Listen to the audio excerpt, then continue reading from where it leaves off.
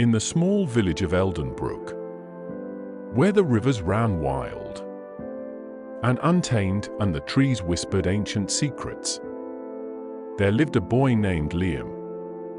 He was the son of a humble blacksmith, born into a world of modest means and limited opportunities. His father, Old Ben, was known for his skill in forging tools, horseshoes, and weapons, but his reputation did little to fill their meager pockets. Life for Liam was a constant struggle, barely enough food to fill his stomach. Tattered clothes, and an old, worn-out cabin that creaked in the wind. Liam had always felt like an outsider in the grand world of nobles and kings. The distant castles on the horizon seemed like a dream, something so far removed from his reality that it was almost laughable. Yet, despite the hardships, Liam's heart was filled with dreams that he didn't dare speak aloud. Dreams of something greater. He spent most of his days working alongside his father at the forge, hammering away at molten metal, crafting items that would someday help someone else. He had learned the art of the forge from Old Ben, who had taught him how to shape steel with precision, how to harness fire to create life from raw material. But the work, while essential, never truly satisfied Liam. He wanted more. He wanted to prove that he was worthy of greatness, that he could be a hero, a leader, a man who would one day inspire others, though their life was humble. Liam's parents were proud, especially his father, who believed in the importance of hard work, honesty, and loyalty. These values were ingrained in Liam from a young age. His father's teachings were simple, yet profound. A man's character is what shapes his fate. Liam, if you are true to yourself and to others, there's no limit to what you can become. But in the eyes of many, Liam's destiny seemed already written. He was a poor boy, destined to live and die in the same village, never rising above his station. Or so it seemed. One fateful day, everything changed. The kingdom of Alderaan had long been ruled by King Eldrick, a ruler known for his strength, wisdom, and unyielding leadership. However, after a long reign of peace, a dark shadow began to loom over the land. King Eldrick had grown ill, his once powerful body weakened by years of war and battle. The nobles of the kingdom whispered of the king's death, and with no heirs, the fate of the kingdom was uncertain. The kingdom's court was in turmoil. The people, desperate for stability, had begun to fear the worst. With no clear successor to the throne, rival factions began to vie for power, each believing they were the rightful ruler of Alderaan. The once proud kingdom now faced the threat of civil war. To determine the true heir to the throne, King Eldrick issued a challenge. He decreed that anyone who could prove themselves worthy through a series of trials, tests of strength, wisdom, and leadership would have the right to rule Alderaan. The challenge was open to anyone, from the poorest beggar to the mightiest noble. News of the challenge spread like wildfire across the land. Nobles began gathering armies to stake their claim. Merchants, scholars, and warriors all saw an opportunity for greatness. And among them, one quiet voice stood out: Liam, the poor boy from Eldenbrook. When Liam first heard of the king's challenge, he was skeptical. Who was he, a lowly blacksmith's son, to enter such a contest? What did he have to offer against men of wealth, power, and influence? Yet, the more Liam thought about it, the more he felt the call of destiny in his heart. He had lived his life with nothing to his name but his honesty and bravery, qualities that had always guided him. "I may not have riches," Liam said to his father one evening, "but I have my heart. And I will fight for this kingdom, whether I win or lose." Old Ben looked at his son, his face a mixture of pride and concern. "You've got the heart, Liam. But the trials are fierce. They'll test everything. Don't go if you're not prepared to give everything." "I'll be ready, Father," Liam replied, his voice resolute. "If I'm to change this kingdom, I need to prove that a boy from Eldenbrook can make a difference." And so, with nothing but his courage, Liam set out on a journey that would forever alter the course of his life and the kingdom. The first trial was held in the heart of Blackthorn Forest, a place of legend, where dangerous creatures roamed and only the bravest adventurers dared to tread. Liam, with no armor and no sword, made his way through the dense underbrush, following the path marked by ancient stone markers. His heart pounded in his chest, but he knew he had to succeed. The trial would test his bravery, forcing him to face a deadly foe that lay within the forest. When he reached the heart of the forest, Liam found himself face to face with a giant direwolf, its glowing yellow eyes gleaming like embers in the darkness. The creature was massive, its fur matted and scarred from previous battles. It snarled, its teeth sharp enough to tear a man in half. Liam stood still, his breath shallow. He had no weapon to fight the beast, but he knew there was no escaping it. With a calmness that surprised him, Liam spoke to the wolf in the gentlest voice he could muster, saying, "I am not here to fight you. I only seek the wisdom of this forest. Let me pass, and I will not harm you." The wolf growled, stepping closer, its massive form towering over him. But Liam did not back down. He stood firm, his body trembling, but his heart calm and determined. He reached into his satchel and pulled out a small bundle of herbs. He had learned from his father how to use nature's gifts for healing. Slowly, he extended the herbs toward the wolf. "You may be fierce, but we are not so different, are we? We both seek to protect what we love." For a long moment, the wolf stared at Liam. Then, to his surprise, the beast stepped back. The two locked eyes, and in that moment, the direwolf seemed to recognize something in Liam, a quiet strength, an understanding of the balance between life and death. The wolf turned and silently disappeared into the woods, leaving Liam standing there, alive and unharmed. Liam had passed the first trial, not with violence, but with courage and empathy. It was a lesson he would carry with him through the rest of the trials. The second trial was one of wisdom, held in the ancient temple of Eldros, deep in the heart of the kingdom. There, the challengers were tasked with solving riddles that had perplexed even the greatest minds of the kingdom. The temple was filled with stone tablets and scrolls that held the answers to the kingdom's deepest secrets, but only a worthy candidate could unlock the truth. Liam spent days studying the riddles, taking notes and reflecting on the lessons his father had taught him. He knew that the answer to each riddle was not found in books, but in the heart. The wisdom to lead was not something that could be learned from scrolls, it was gained through experience, honesty, and trust. When the final riddle was presented, it seemed impossible.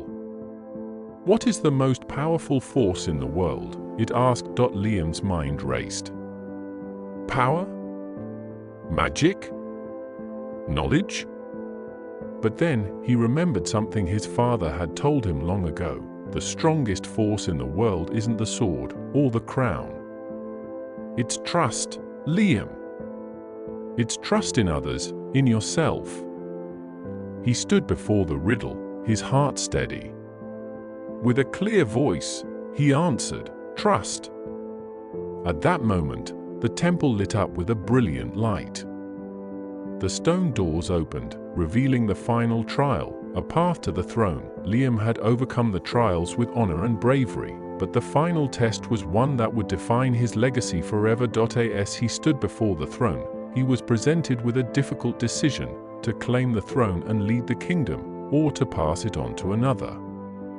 The nobles and lords who had gathered to witness the coronation were unsure if Liam, a mere boy, was ready to rule. But when the time came, Liam stood tall and made his decision. "I claim this throne not for myself, but for the people of Alderaan," he declared. "I will rule with honesty, with trust, and with bravery.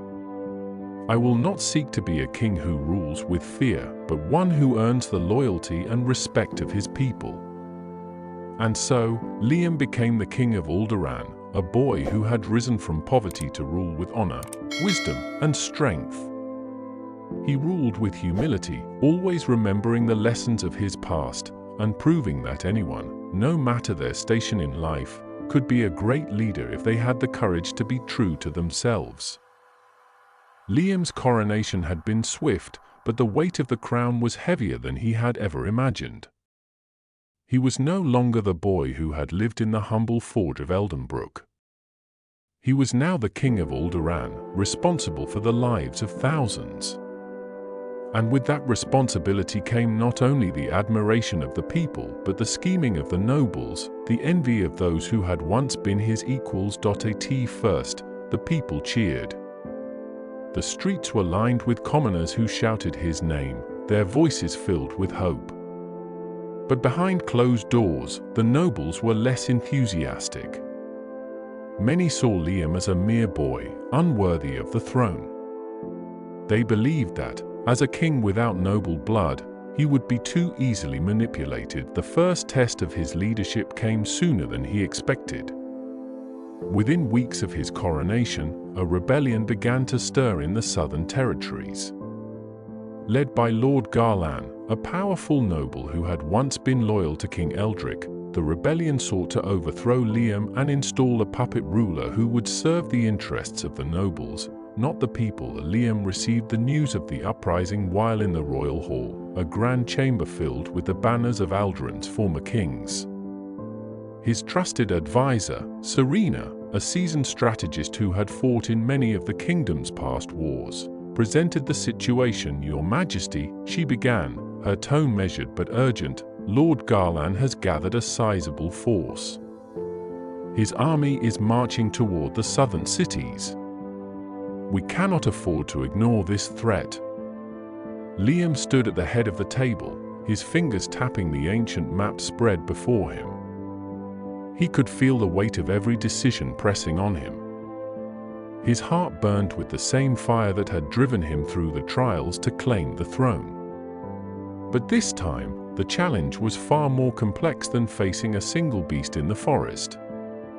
This was a war for the future of his kingdom. "Tell me about Garland's forces," Liam said, his voice steady. Serena unrolled another map, revealing the strength of the rebellion. "Lord Garlan has been recruiting heavily.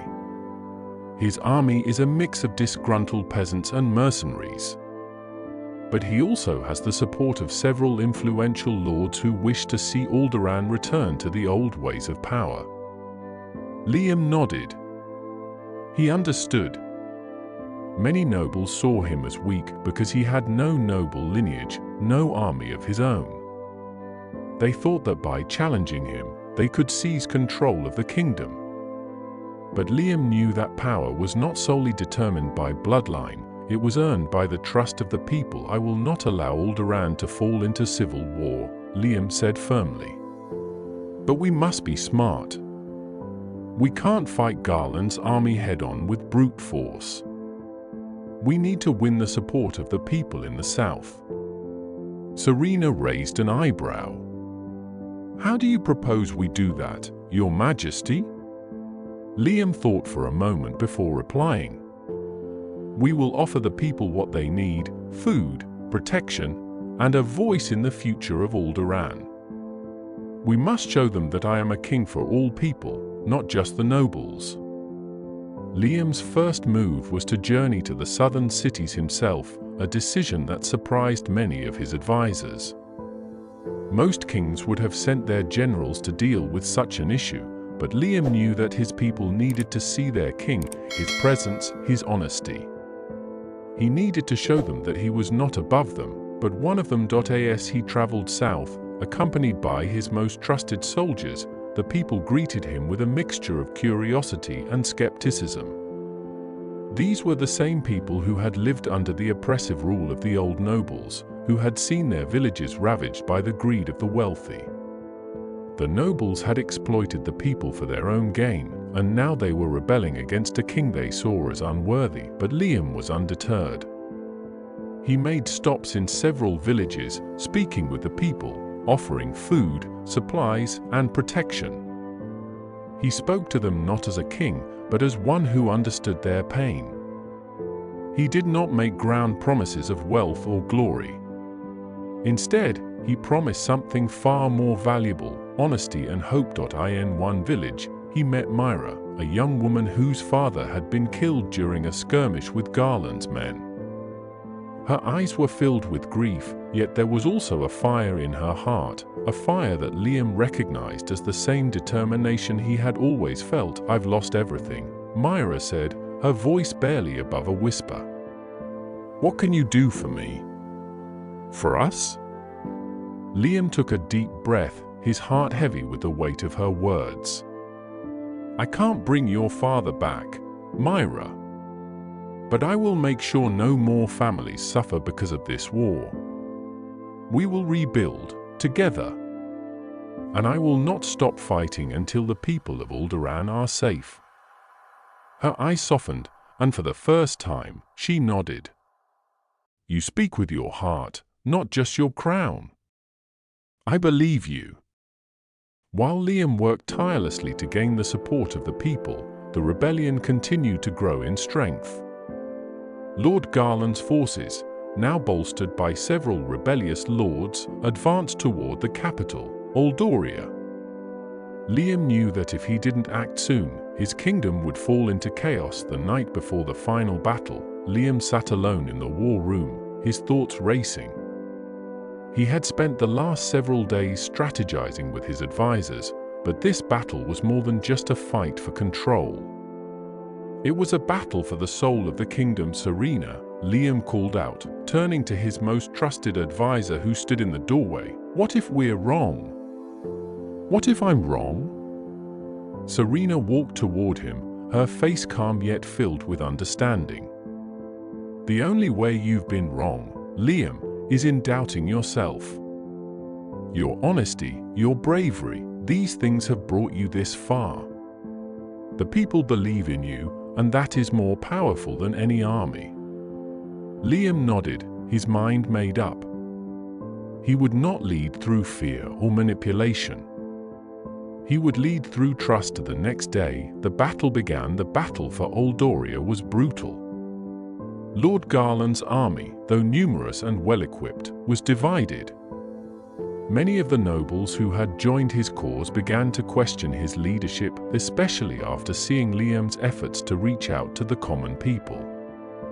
In the heat of battle, as Garland's forces pushed toward the gates of the capital, the tide began to turn. Liam, leading his army with a mix of bravery and strategic genius, commanded his troops with precision. His forces, though smaller in number, were united by a single cause: the defense of their kingdom.